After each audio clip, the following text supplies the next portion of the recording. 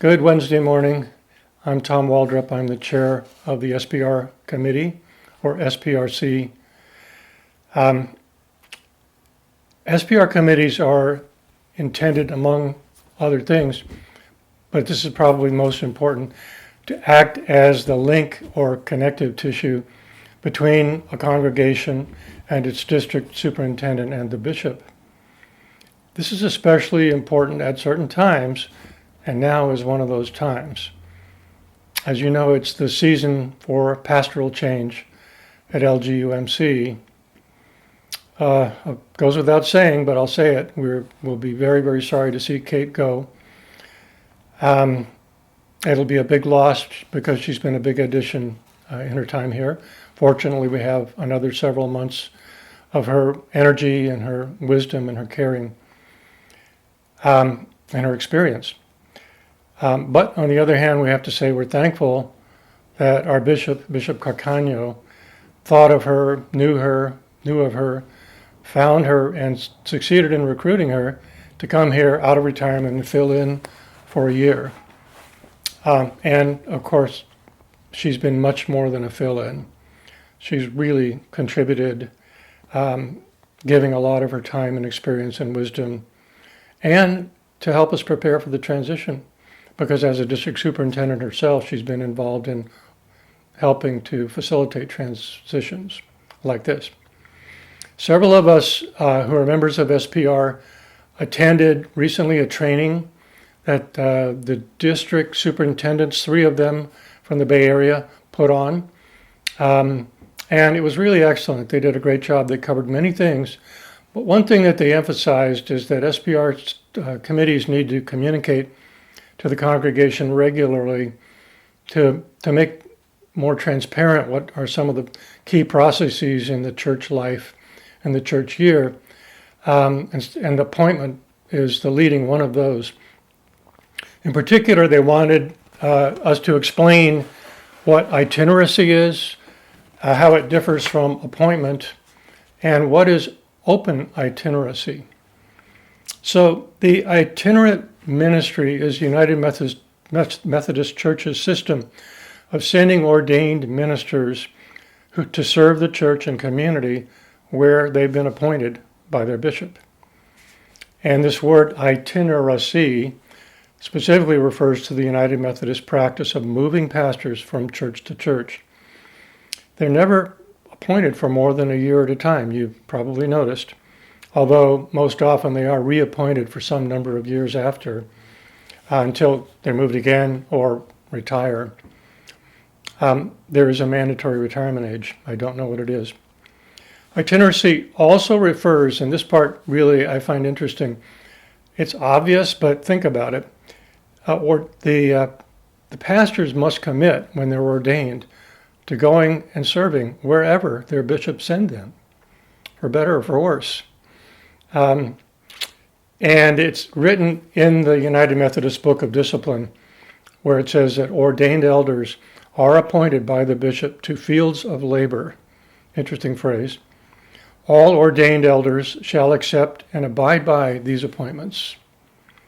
Some of these things were written probably hundreds of years ago, but they've held on in the discipline until modern times. In any case, this United Methodist practice of itinerary is quite different from a number of other, from most other Protestant denominations, where churches on their own make a call to a new pastor. There's no intermediary, there's no bishop telling pastors where to go or churches who they're going to get. The churches on their own decide when they need a new pastor. They research them, they approach them, they recruit them, and they keep them, I think, as long as they want them. So then what is the concept of open itinerary? That refers simply to the fact that appointments are made without regard for race, ethnic origin, gender, color, disability, marital status, age, except where there's mandatory retirement age involved. Now, I've made an emphasis of the point that this is a bishop's decision, but there is a consultative process between the SPR committee, the district superintendent, the bishop and her cabinet, and sometimes the pastor, the current pastor himself or herself. And with respect to this, I would say that we have already consulted or do consult regularly to be sure that they know who we are. For one thing, we're required, every church is required every year to provide an updated church profile, which has all kinds of information about our local church, the community that we're in, who we are, what demographics, what age groups, what professions typically, and also in the surrounding community, what's the norm, and also financial information, information about our staff and salaries, about our apportionments paid. Quite broad. That goes every year. This year, our DS, who was new, our district superintendent, Reverend Hong, who was new to us last summer when Kate came, did attend our virtual charge conference late last year, November, I think, which the DSs all normally do. Normally, they're not virtual. And he, in that visit or meeting online, he had also a private meeting with SPR, which is typical. We also had another meeting, I think it was early this year, with him that was routine, but part of him reaching out to us.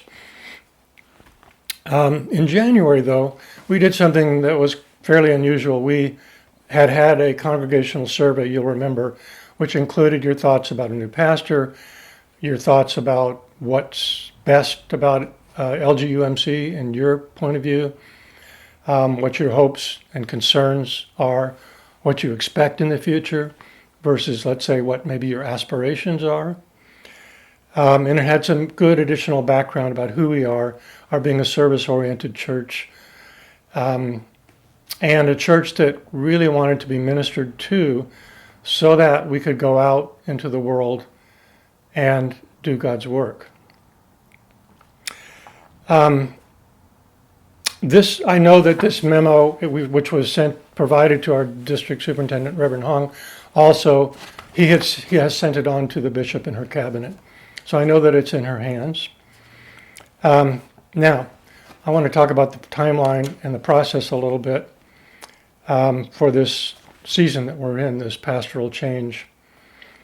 We are, as it happens, one of the larger churches in the conference. And as being among the larger, more significant churches, we'll be looked at first. We'll be in the first batch that gets decided.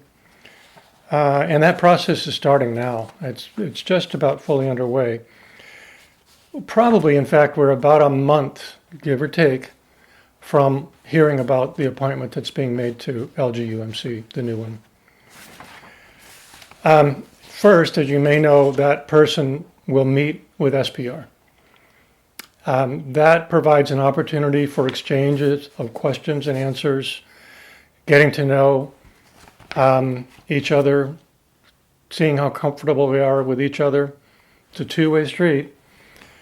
And only once that's been accomplished, and the district superintendent, of course, will be present at that, only then will that person be introduced to the congregation. Now, as I mentioned before, SPR's role, a key one, is to provide that link or connective tissue between the congregation and our district superintendent and bishop. And it's in that capacity that we've worked hard to inform them of who we are, where we currently think we're heading, what we currently think we want, where we want to be heading, and what we think a pastor should know, a new pastor should know, and the DS and bishop should know in choosing a new pastor for us. In order for us to do this kind of job on an ongoing basis, we need to know the congregation. This is more difficult now in a pandemic where we're not coming together inside the sanctuary every Sunday. But to that end, I do want to put up a slide at the end of this that gives you the names of all the current members of the SPR committee. And I'm sure you can find, almost certain to find, contact information for every one of them in the latest church directory if you want to call and ask any questions or express any concerns, or you can send any of us an email. At the same time, it's a two-way street. We need to know the DS. We need to be able to explain them to you and you to them in this intermediary role that we play. I have to say, I've been on SPR a number of times, and I haven't come into contact with a DS yet who is as open. Not that I ever tried before, but I did try this time, and I will say that Reverend Hong is very approachable, and he's made himself very available to speak with us.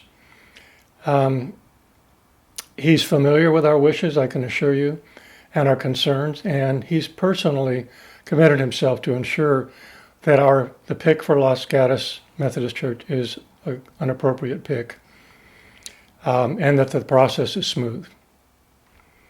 So, again, it's hard to talk about this without thinking of our not wanting to see Kate go. But I hope that we'll see her in the future, and I think we certainly will. At the same time, it can be exciting to imagine new opportunities that a new pastor may bring to Los Gatos United Methodist Church. And on the flip side, the opportunity that we, LGUMC, may provide to someone as our new pastor. I think it's important to think of John F. Kennedy. Ask not what we can get from our pastor, but ask what opportunities you can provide somebody who's hopefully dynamic and wants to do things, wants to grow, and maybe to see the church grow, wants us all to grow, not just in numbers, but in who we are and in our faith. So I mentioned Luke 9, verses 1 through 6 before, was the model for itineracy, Jesus sending out the 12 apostles. I want to read to you from verses 1 through 6. He sent them out, giving them power and authority to drive out demons and to cure diseases, to proclaim the kingdom of God, and to heal the sick. He said to them, whatever house you enter, stay there until you leave that town. If people do not welcome you, leave their town and shake the dust off your feet as a testimony against them. So they set out and went from village to village, proclaiming the good news and healing people everywhere. And so I think it's a good time to begin looking forward to welcoming that new pastor, getting to know each other, to support each other, to provide each other opportunities so that together we can pursue our mission of growing as followers of Jesus Christ who live God's love in the world. Thank you, and stay tuned, please, for the slide showing the names of the SPRC members.